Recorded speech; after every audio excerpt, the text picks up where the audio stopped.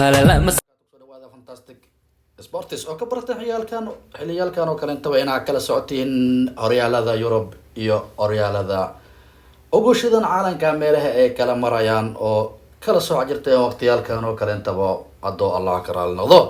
idinkana dhankiina ayaan leenahay subscribe-ka iyo like-ga waa wax dhiirigelinaya yaa nagala baqiilin haddaan nahay fantastic Real Madrid ayaa shalay uga adkaatay kooxda Alcoyano markii ku garaacday 3-1 koobka Del Rey-ga ee koobka Spain ayay lafaha ka garaacday Alcoyano 3-1 ayay ku guuleysatay markii sanadkii hore laga reebay isla koobka naftirkiisa ee ka reebtay koox Serie B 3-1 lagu garaacay markii oo Zidane tababaraha u ahaa Ancelotti ayaa laakiin dhahay aniga tii ku dhacdo kaleento ma galo tii ku dhacdo kaleento Zidane aniga ma galo waayo waa laazim inaan badino maadaama horyaalka Janis weyn ku haysano inaan ku guuleysano koobkana madiideen ayuu taagan yahay waan iskaga darsanaynaa waxna deeqamaba lehbo ayay taagan yihiin heer Spain oo kooxdan malikiga Real Madrid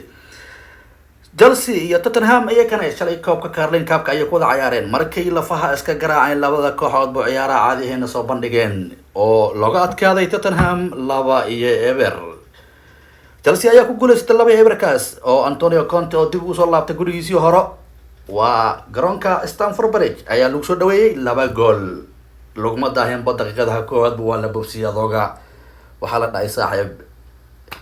iska raali ahaw meeshan soo dhaweynteeda waa sidatan ee ku soo dhawaaw ayaa la dhahay 2-0 ayaa looga adkaaday koobka Carling Cup ciyaartiisii koowaad waxaan sugnaabo isla isbuuc kadib ciyaartiisa labaad oo ka dhici doonto garoonka Tottenham wixii soo baxo finaalka waa arki doonaa waxaa kaloo ciyaara shalay Barcelona iyo Linares oo koobka Del Rey wada ciyaarayay ayaa isbuuc koobka bas ayuu ahay dhanka Yurub Barca ayaa ku guuleysatay markii loo hormaray goosha koowaad laakiinse Javi wuu diiday wuxuu dhahay mush macquul haddana ma koobkii waa nala garaaci rabaa horyaalkii sidoo la dilay daalne marka filinka naga dhaaf amal dhahay adoga ayay kaalinta labaad Barcelona remontada caadi ahayn sameysay ayay ku soo guuleysatay ee u adkaatay kooxda Linares 2-1 ayay sida tan u soo baxday waan garanay maanta waxaa la sugaa horyaalka Serie A-da ciyaarooyin kulul oo caadi ahayn ayaa ka wada sugaynaa dhanka Serie A-da Talyaaniga waxaa wada ciyaari doona Bologna iyo Inter Milan oo soo galayo kooga iyo bareeka duhurnimo Sampdoria iyo Cagliari iyo Cesena iyo Hellas Verona Lazio iyo Empoli Sassuolo iyo Genoa Atalanta iyo Torino ciyaarta kulul oo la sugayo oo wada sugayna kulligeenba waa 7 fiidnimo waxaa wada ciyaari doona AC Milan iyo Roma Jose Mourinho oo dib ugu soo laabtay San Siro oo caawa ciyaar kulul ka dhici doonto markay tahay 7 fiidnimo waan sugi doonaa wixii ku guuleystay Milan iyo Roma iyo ciyaar kaleento oo ay kala dhiman waxaa laakiin lagu soo qatimi doonaa kulanka oo caadiga ahayn oo labada koox oo waaweyn isku ayaan waa Juventus iyo Napoli waa derby Janoob waa shimaal iyo Janoob labada koox oo kala dhisanbo saa ku taqaaneen ciyaartii hore oo lagu qabtay garoonka Diego Armando Maradona waxaa ku soo guuleystay Napoli markay lafaaq soo garaacday Juventus 1-0 laakiin se hadda guriga Juventus ayaa la joogaa Juve 2021 halka ku xumay 2022 waxay tageen dib u soo laba doonaa xaalka sidan ahaa doonyo hadana heer Juventus kulli wada sugnaa caawa horyaalka Serie A-da ciyaarooyin aad u kulul oo caadi ahayn ayaa ka wada jiro horyaalka Serie A-da caawa kacsan yahay innaba caadi maahan dhanka Premier League waxaa warna uu soo gaaray inay baaqatay ciyaarta Arsenal iyo Liverpool oo qaybtii labaad ahayd Carling Cup-ka markii oo corona daraadis loo baajiyay oo wadan gaaleedka sanadkanba corona la faaqa garaaco hayo inta muslimiina Allah ka baxsha dhigi karaa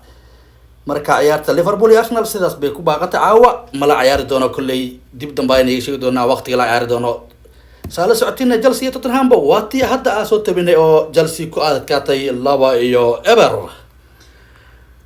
horyaalada waa kuwan sidatan ayaa loo kala hogaaminayaa markii oo ciidda Christmas ka soo laabtay ciid gaaleedka ee ka wada yimideen sidatan ayaa hogaanka loo wada hayaa La Liga iyo Serie A-da iyo Premier League iyo Bundesliga iyo